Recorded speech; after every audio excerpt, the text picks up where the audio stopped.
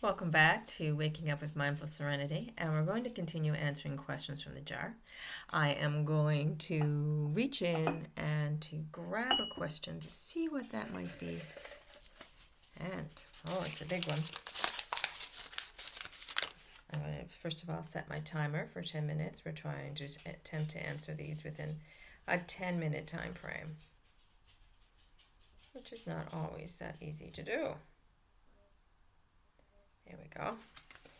And I will read the question after I take a nice deep breath.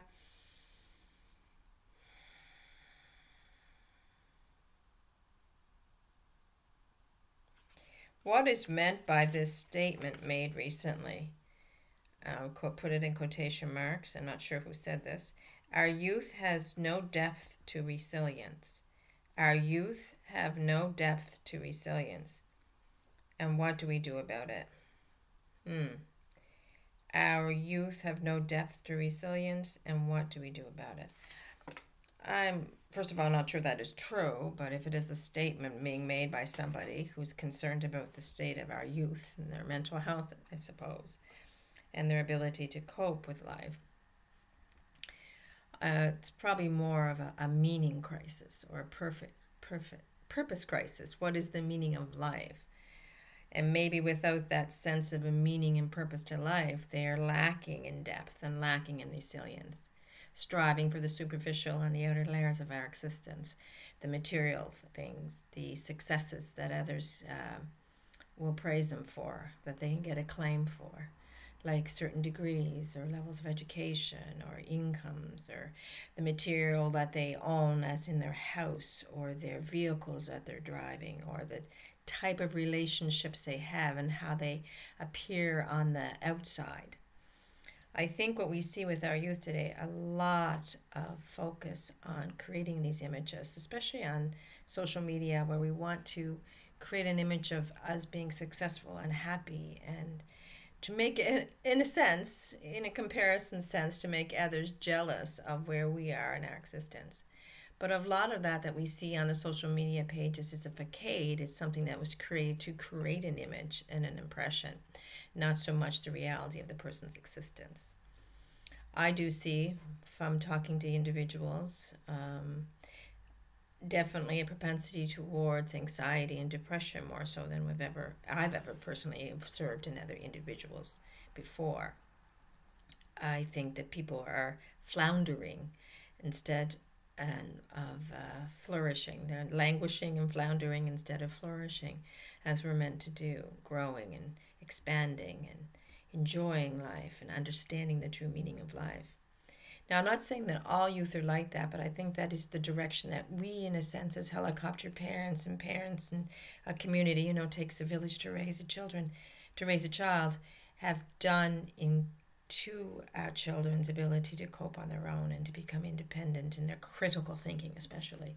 That is one thing that's lacking, I see, in our school systems and in our direction, our parental direction, and our societal direction of our youth, is encouraging them to critically think on their own. We tend to do the thinking for them and trying to make, pave a clear path for them to process through, instead of giving them the challenges of adversity to experience on their own. Giving them, you have to handle this. This is what's happening in life and you need to handle it. How are you going to handle it? And even to do it on a practice format in the school system before they actually have to do it in real life would be beneficial. But that is another thing, another reason why I believe there seems to be no depth or resilience. And I'm going to remove the no, because that's very absolutism. There is depth and there is resilience in many youth. They're just not building on it because they don't feel like they have to at this point. And I think it is extremely important that they begin to, instead of looking outward, turn inward to explore the depths of their own being, their own intellectual mind, so that they can learn to critically think their way through issues and resolve things within themselves, and to come to peace, which I think a lot of our youth are lacking now, is this peace of mind, a state of well-being as far as peace of mind, where they're not always struggling, feeling like they have to struggle or numb, because numbing is a big thing in our youth, from my experience only, and again, it's not fair to say that about all youth. But I do see a lot of numbing. I see a lot of numbing through activity, screen activity, through drugs, marijuana, and whatever substances they're using to get by with. Trying to make all those things okay and make them normal so that this state of, a lack of depth and resilience is considered normal. But our youth are much more resilient and much deeper than we give them credit for, that they give themselves credit for. And it's time that we encourage them to tap into those deep recesses of their beings and to explore and practice with their own resilience so it grows and they master it and become aware of just how much depth they do have and how much resilience they do have to live this life without the numbing effects of activity and substances and people-pleasing tendencies and this idea that they need to create an outer image. And how do they get there? How do we help them to solve this meaning crisis that they may be experiencing? We need to be, as elders in the community, examples of that peace of mind, of that stability, of that resilience, of that depth. And so we need to help encourage them, first of all, through our own example, and then just be there for them so that they can explore. Instead of doing everything for them and making it easy for them, allow them to have a messy path in front of them and help them to maneuver their way through an obstacle course.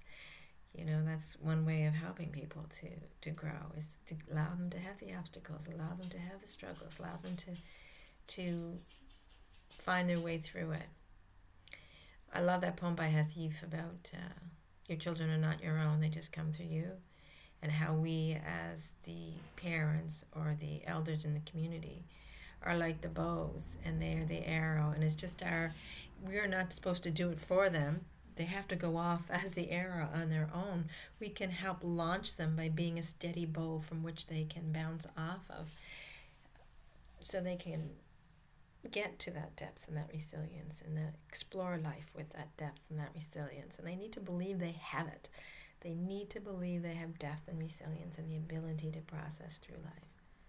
And if we're constantly doing it for them, they don't gain that sense or that confidence in their own abilities. And we need to allow them to do it the hard way, I guess, sometimes. Explore and experience life and its challenges so they adopt that resilience and come in touch with their depth. We all have that depth within us.